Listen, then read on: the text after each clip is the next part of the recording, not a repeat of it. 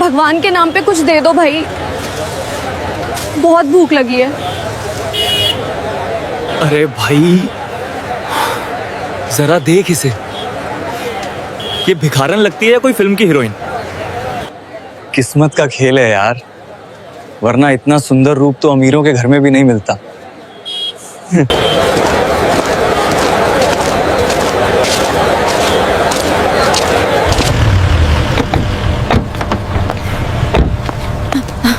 बाबूजी, भगवान के नाम पे कुछ दे दो, 2 दिन से भूखी हूँ बाबूजी, भगवान आपका भला करेगा। इतनी जवान हो, इतनी खूबसूरत हो, कोई अच्छा सा आदमी देखकर शादी क्यों नहीं कर लेती?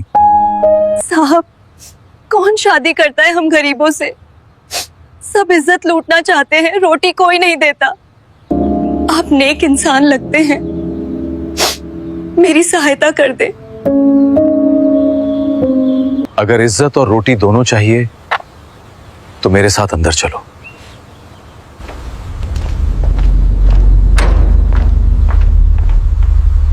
मैंने दुनिया देखी है लड़की, मैं जानता हूं तुम जैसी सुंदर लड़कियां सिर्फ रोटी के लिए उतना नाटक नहीं करती, उन्हें और भी बहुत कुछ चाहिए होता है। मैं तो बस शरण चाहती थी मालिक। शरण मिल जाएगी, बल्कि ये पूरा घर तुम्हारा हो सकता है। मैं तुमसे विवाह करने को तैयार हूं। शादी? मुझ जैसी भिखारन से? हाँ, लेकिन मेरी एक शर्त है। कैसी शर्त? शादी से पहले तुम्हें आज की एक रात मेरे साथ गुजारनी होगी। गलत मत समझना, ये मेरी जिद है। अगर तुमने इस एक रात में मुझे खुश कर दिया, मेरा विश्वास जीत लिया, तो कल सुबह तुम इस घर की मालकिन होगी, वरना वापस सड़क पर। मंजूर है?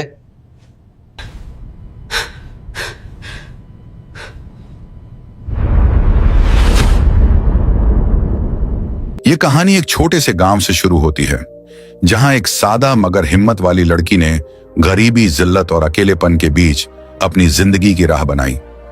दोपहर का वक्त था, धूप बहुत तेज थी। एक तंग सी गली से गुजरती हुई वो लड़की, जिसकी उम्र मुश्किल से 22 साल थी, आहिस्ता आहिस्ता कदम बढ़ा रही थी। चेहरा पीला पड़ चुका था, आंखें अंदर को ढंस गई थीं, होंठ सूखे हुए थे और कपड़ों पर मिट्टी जमी हुई थी।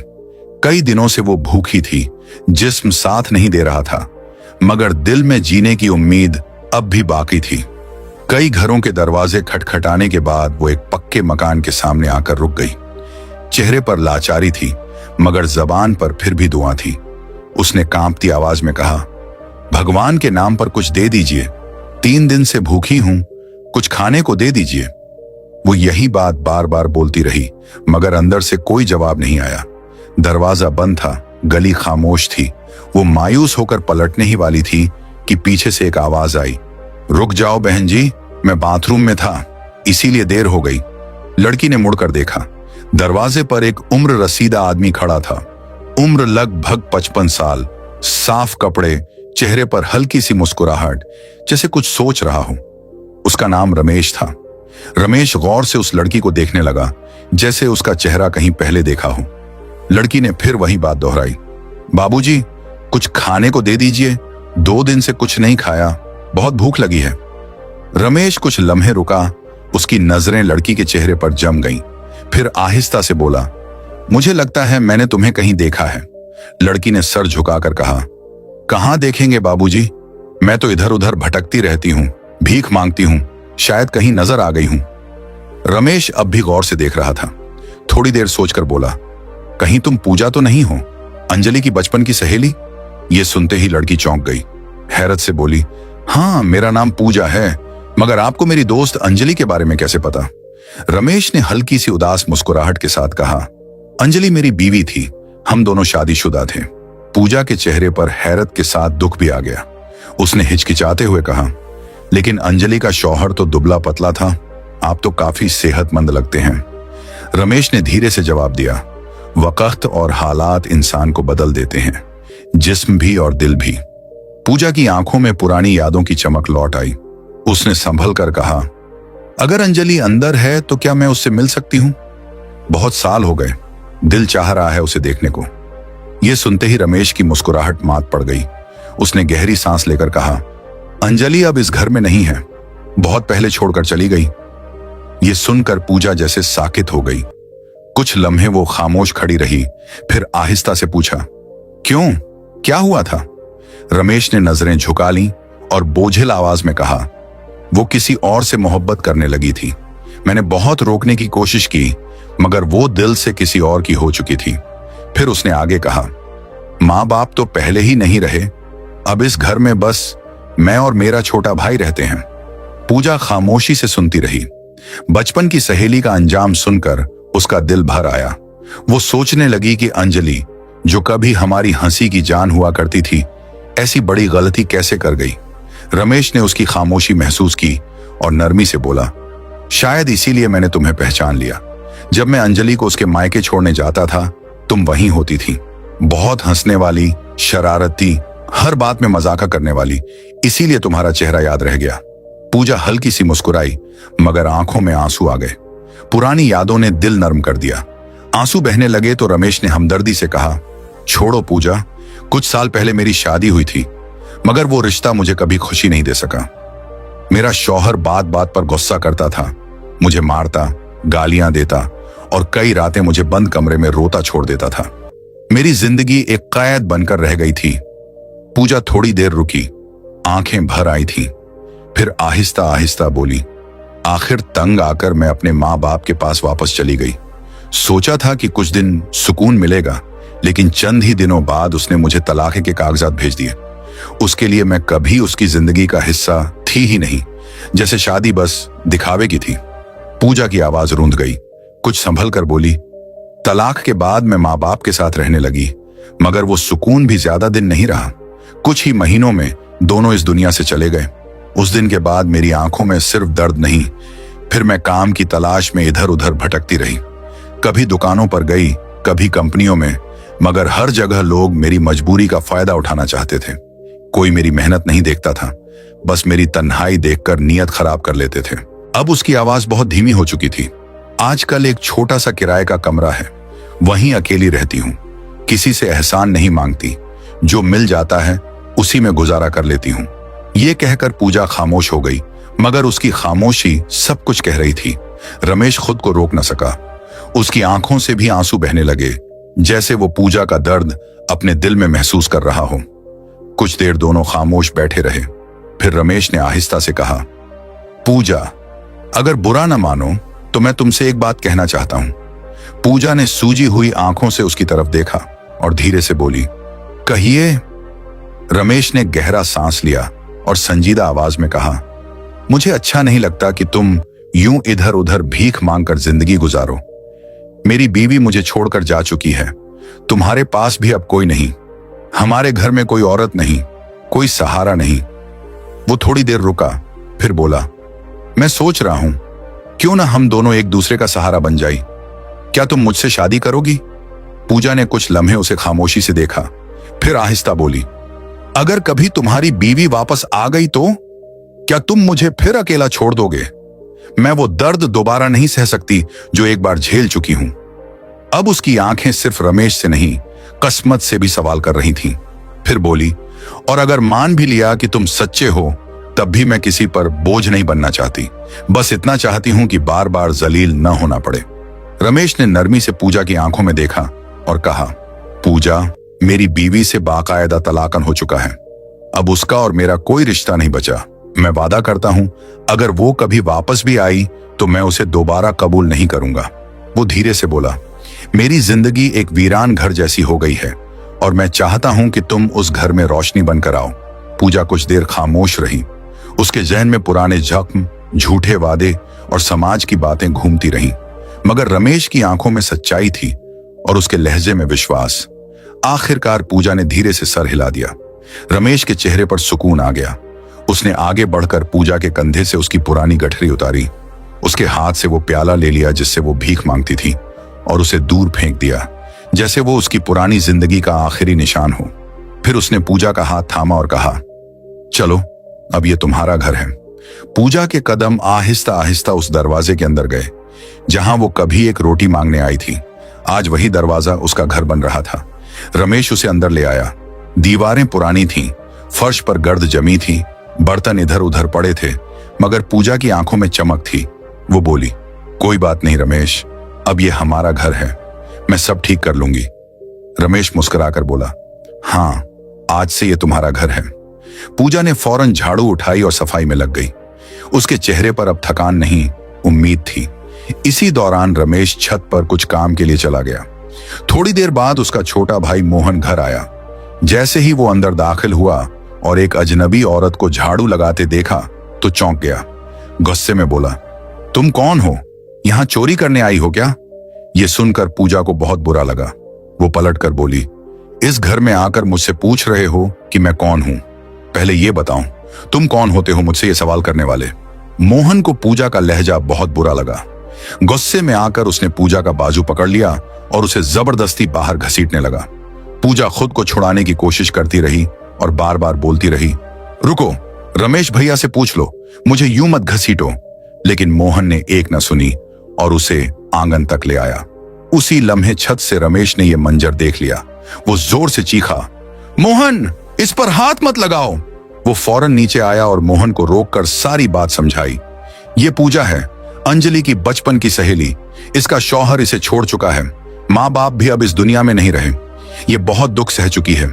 मैंने सोचा है कि ये हमारे साथ रहेगी, घर का काम भी संभाल लेगी और बदले में इसे एक महफूज छत मिल जाएगी। मोहन चंद लम्हे खामोश रहा।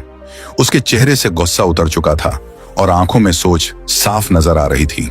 फिर धीरे से बोला, भैया आपकी बात ठीक है, इसने वाकई बहुत कुछ झेला है, लेकिन अगर आप इसे बिना शादी के अपने साथ रखेंगे तो लोग बातें बनाएंगे, गांव वाले बदनाम करेंगे।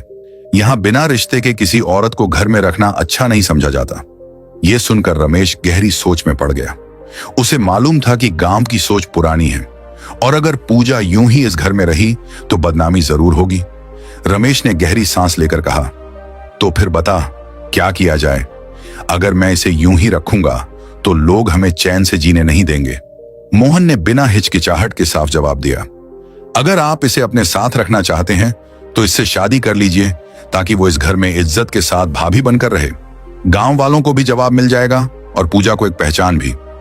रमेश ने कुछ लम्हे सोचा, फिर उसके चेहरे पर इत्मीनान आ गया। हाँ, तुम ठीक कह रहे हो, शादी ही सबसे सही फैसला है। इससे पूजा को इज्जत मिलेगी और हमारे घर में भी सुकून आएगा। रमेश ने कहा, तुम फौरन पंडित जी को बुला लाओ, मैं घर पर ही इंतजार करता हूं। मोहन सर हिलाकर फौरन निकल गया। कुछ ही देर में मोहल्ले के पंडित जी, दो बुजुर्ग और चंद गवाह आ गए। रमेश ने सबके सामने दिल की बात रखी, इस लड़की का अब दुनिया में कोई नहीं बचा और मेरी जिंदगी भी बरसों से सन्नाटे में डूबी हुई है। मैं चाहता हूं कि इससे शादी कर लूं ताकि इसे सहारा मिले और मेरे घर में फिर से खुशी आ जाए। पंडित जी ने नरमी से सर हिलाया और बोले, बेटा, नियत साफ हो तो भगवान सब कुछ ठीक कर देता है। ये बहुत नेक काम है। उसी दिन घर के आंगन में सादगी के साथ शादी हो गई। मंत्र, दुआओं और रस्मों के बीच रमेश और पूजा 7 फेरे लेकर एक दूसरे के हो गए।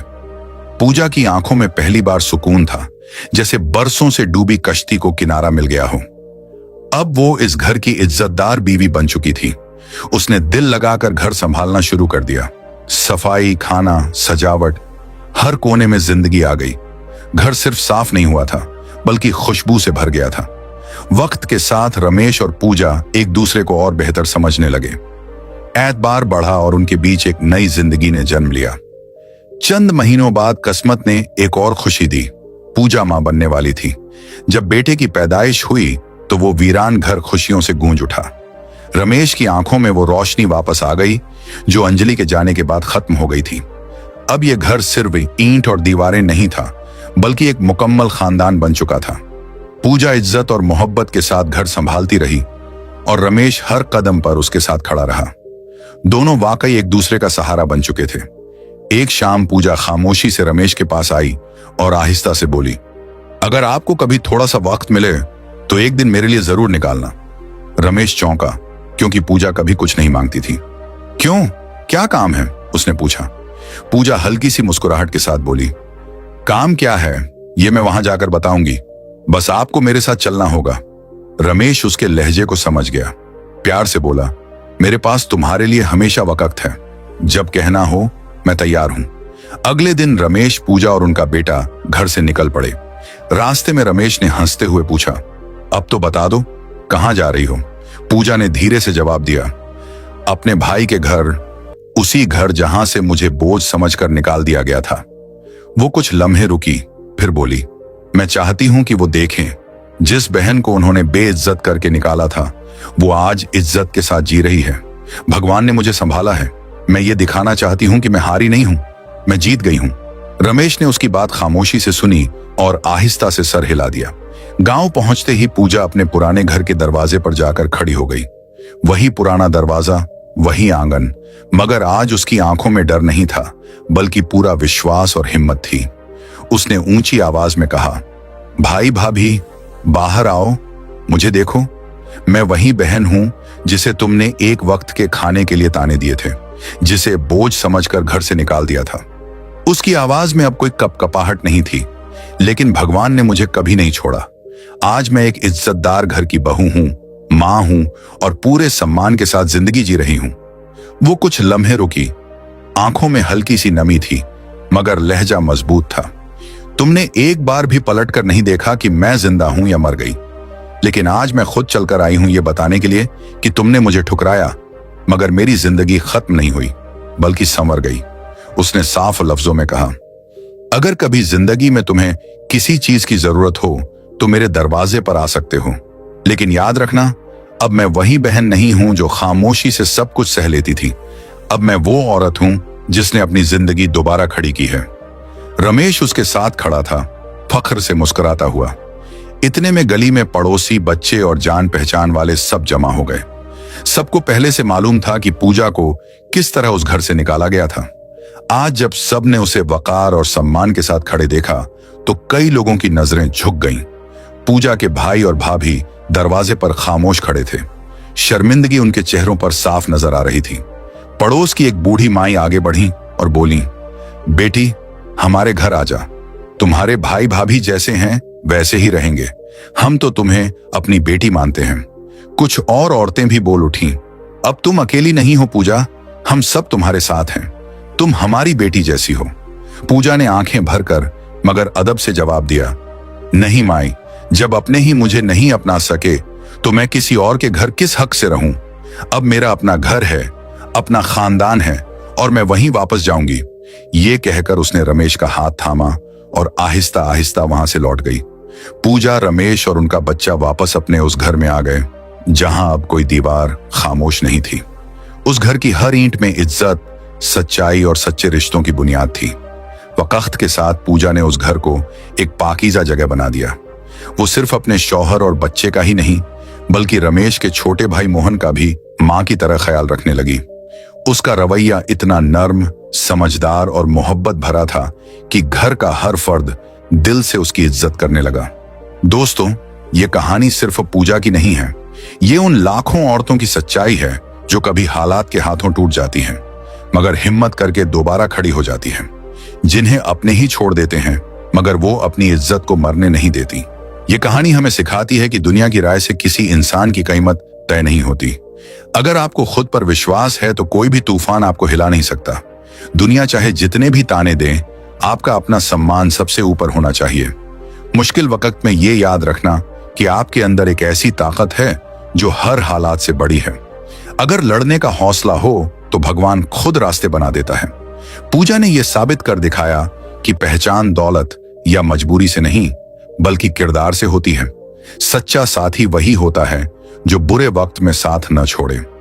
रमेश ने पूजा को उसकी जिंदगी के सबसे अंधेरे वक्त में सहारा दिया और यही असल रिश्ता होता है। अगर यह कहानी आपके दिल को छू गई हो, अगर इससे आपको कुछ सीखने को मिला हो तो इसे दूसरों तक जरूर पहुंचाएं। चैनल को सब्सक्राइब करें, वीडियो को लाइक करें और नीचे अपनी राय जरूर लिखें।